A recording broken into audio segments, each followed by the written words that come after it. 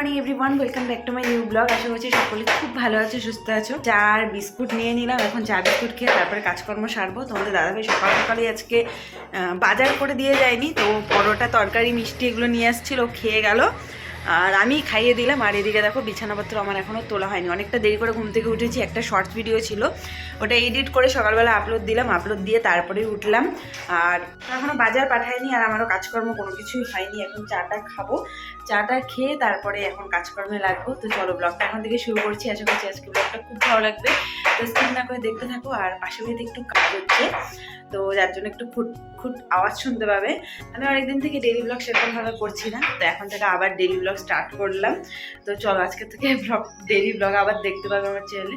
তো চলো ব্লগটা দেখতে থাকো। এখন চা খেয়ে তারপরে ফটাফট বিছানা।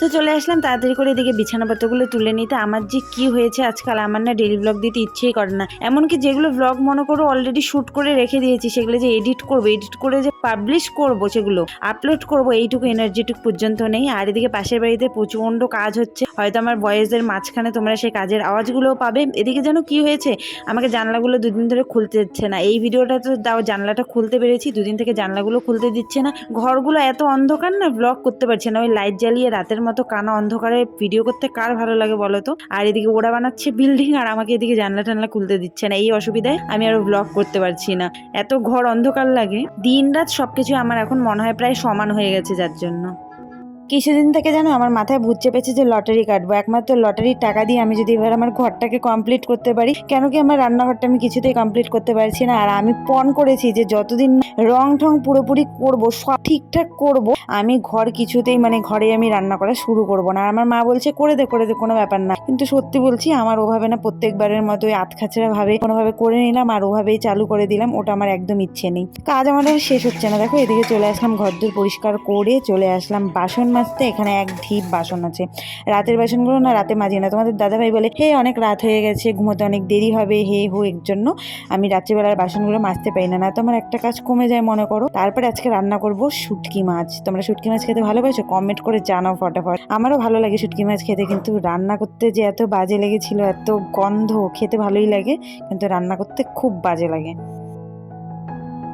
স্নান সেরে আসলাম, ঘরদোর আমার একদম গোছানো টিপটপ একদম। অনেকটা লেট হয়ে গেছে, 1টা বেজে গেছে। আর আজকে রান্না করব শুকনো মাছ, মানে শুটকি মাছ রান্না করব।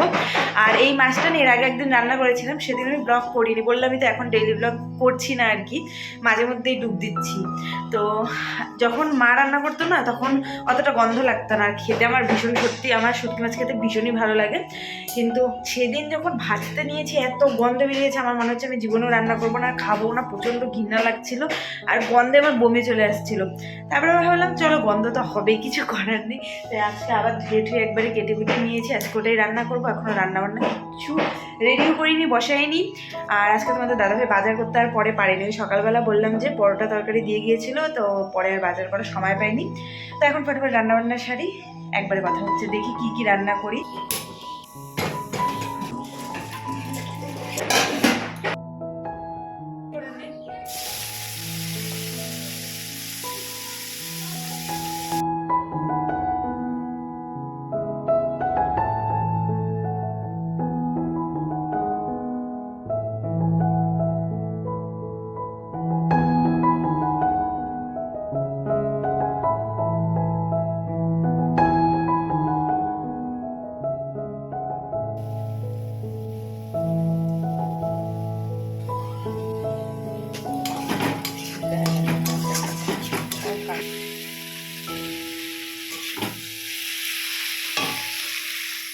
খাওয়া দাওয়া কমপ্লিট করে ব্লগ করা হয়নি, আসলে ব্লগ করার অভ্যাসটা একদম চলে গেছে। ঝিলিককে দেখো, মনে হচ্ছে পুরো কাশ্মীর থেকে আসছে। ঠান্ডা কিন্তু অলরেডি অনেকটাই কমে গেছে, অথচ ওর আর কিছু না থাকুক, পায়ে মোজা নেই কিন্তু মাথায় টুপি, এত ঠান্ডা লাগছে।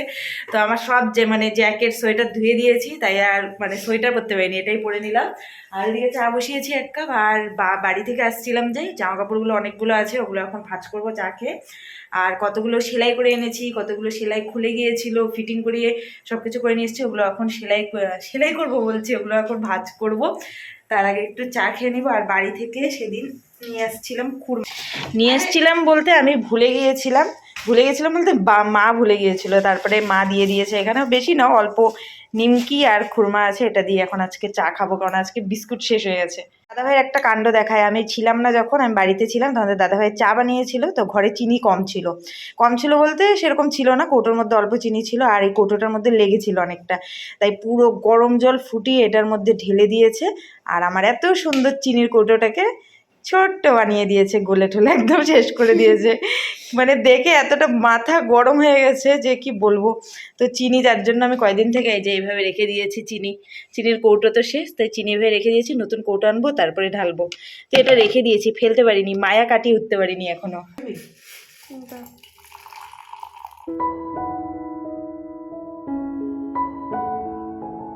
চা খেয়ে আবার চলে আসছি কাজে। আর এদিকে দেখো, বাড়ির থেকে তো কয়েকটা জামা কাপড়ই এনেছি, মানে এনেছি বলতে কয়েকটা জামা কাপড়ই নিয়ে গিয়েছিলাম, কারণ আর থাকার কথা ছিল না। আর এদিকে 10টা না 12টা জামার আমার সেলাই অল্প অল্প করে খুলে গেছে, বা কোনোটা টাইট ঢিলা এগুলো হয়েছে। দিন দিন তো দেখছি আমি কি পরিমাণ মোটা হয়ে চলছি, পুরো হাতি হয়ে যাচ্ছি।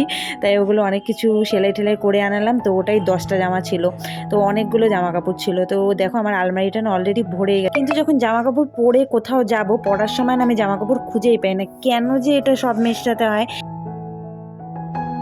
অনেকদিন পরে আজকে আবার খাওয়ার টেবিলে বলতে নিয়েছিলাম, আমরা তো টেবিলে খাই না, খেতে বসে ব্লগ করছি, অনেক দিন পরে ডেইলি ব্লগ করছি, ভালো লাগছে বেশ। ডেইলি ব্লগ করতে আমি ভুলেই গেছি একদম। আর এদিকে টিভি চলছে, আর এদিকে আমরা খাওয়া দাওয়া করছি অনেকদিন পরে কথা বললাম, একটু তো কথা বলো। এটা কি হাসি? তোমাদের দাদা ভাইয়ের কাটা সবগুলো শুকিয়ে গেছে, দেখো কেটেছিল যে জায়গাগুলো শুকিয়ে গেছে, এখন লাল লাল হয়ে আছে, ক্যামেরা অতটা বোঝা যাচ্ছে না যদিও। বেচারার পুরো খারাপ অবস্থা হয়ে গেছে। চলো খাওয়া দাওয়া করে তারপরে কথা হচ্ছে। তো খাওয়া দাওয়া কমপ্লিট করে চলে এসেছি, অনেকটাই রাত হয়ে গেছে, গল্প করতে করতে অনেক রাত হয়ে গেছে। আর দেখো পিছনের ব্যাকগ্রাউন্ডটা একটু চেঞ্জ, কেন কি এই জানালার পর্দাটা চেঞ্জ করে দিয়েছি। পর্দাটা এত অন্ধকার লাগতো, তো মানে পুরো ঘরটাই অন্ধকার লাগতো, আস্তে আস্তে বাকি পর্দাগুলোও চেঞ্জ করে দেবো, কারণ এখানে যে পার্পল কালারের পর্দাটা ছিল, মানে এত ডার্ক ছিল পার্পলটা, ওর জন্য পুরো ঘরটা অন্ধকার লাগতো।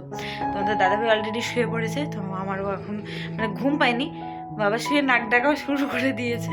তো চলো আজকের মতো ব্লগটা এখানে এন্ড করছি। আর ভিডিওটা ভালো লাগলে লাইক কমেন্ট শেয়ার করো, নতুন হলে চ্যানেলটা সাবস্ক্রাইব করো। দেখা হচ্ছে নেক্সট ভিডিওতে, ততক্ষণ খুব খুব ভালো থেকো, সুস্থ থেকো, টাটা, গুড নাইট।